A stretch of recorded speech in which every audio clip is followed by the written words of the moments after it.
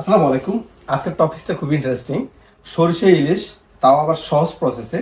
অনেকেই সরিষা ইলিশ বানালে তিতা হয়ে যায়, কিন্তু আজকের রেসিপি দেখে যদি বানান তাহলে তিতা হবে না। সো দেরি না করে শুরু করছি আজকের ভিডিও।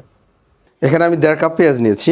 পেঁয়াজগুলো একটু বড় করে কেটে নিয়েছি, আর অল্প একটু মিষ্টি জিরা, এটা এখানে 1 চিমটি, এটা একটু, আর পরিমাণ মতো কাঁচামরিচ যে যেমনটা জাল পছন্দ করেন। আমি আস্ত কয়েক পিস কাঁচামরিচ দিয়েছি, আর দিচ্ছি 1/2 টেবিল স্পুন লবণ। পেঁয়াজ যতটুকু দিবেন ঠিক ততটুকুই পরিমাণ পানি দিবেন, ওই লেভেল পর্যন্ত, বাস। এখন এই পেঁয়াজ, কাঁচামরিচ, লবণটা আমরা ব্লেন্ড করে নিব। ব্লেন্ড করার পর নেক্সট রান্নার প্রসেসটা দেখাচ্ছি। প্রথমে আমি একটি পাতিলায় সরিষার তেল নিয়ে নিচ্ছি, এখানে 250 গ্রাম। তেলটা যখন গরম হয়ে যাবে তারপর দিচ্ছি সেই পেঁয়াজের পেস্টটা, বিসমিল্লাহ। সাথে অল্প একটু পানিও দিয়ে দিচ্ছি।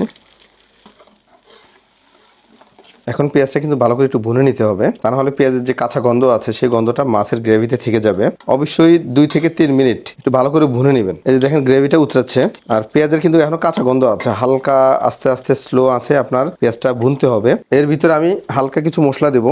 ধনিয়া গুঁড়া দিচ্ছি 1/2 টেবিল স্পুন, জিরা গুঁড়া দিচ্ছি 1/2 টেবিল স্পুন, হলুদের গুঁড়াটা একটু বেশি লাগবে সরষে বাটা ইলিশে, মানে 1 টেবিল স্পুন থেকে একটু কম আছে হলুদের গুঁড়া।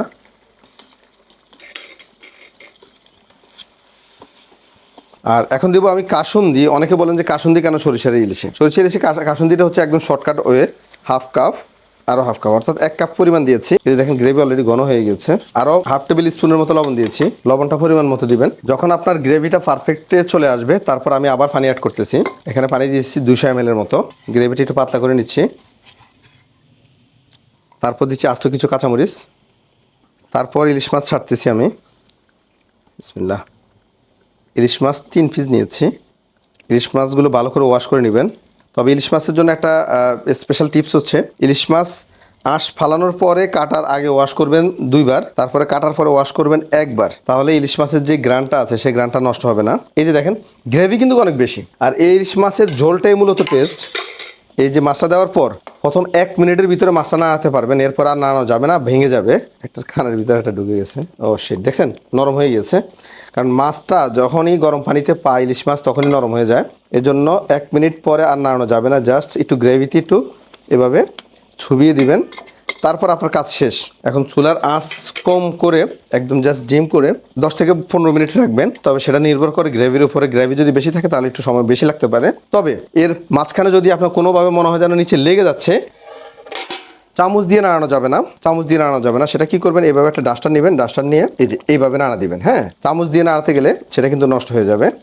সো এভাবে নাড়া দিবেন। আর যদি কোনোভাবে দেখেন যে কোনো মাছের গ্রেভি মাছের উপরে লাগে নাই, তাহলে কি করবেন, এই যে এইভাবে গ্রেভিটা উপরে দিয়ে দিবেন। তবে অবশ্যই মাছে যাতে টাচ না লাগে সেইভাবে খেয়াল রাখতে হবে। হ্যাঁ, এইভাবে, জাস্ট দ্যাটস ইট। ভালো লাগে। আমি এখানে 1 টেবিল স্পুনের মতো চিনি পুরা মাছের উপরে ছিটিয়ে দিচ্ছি।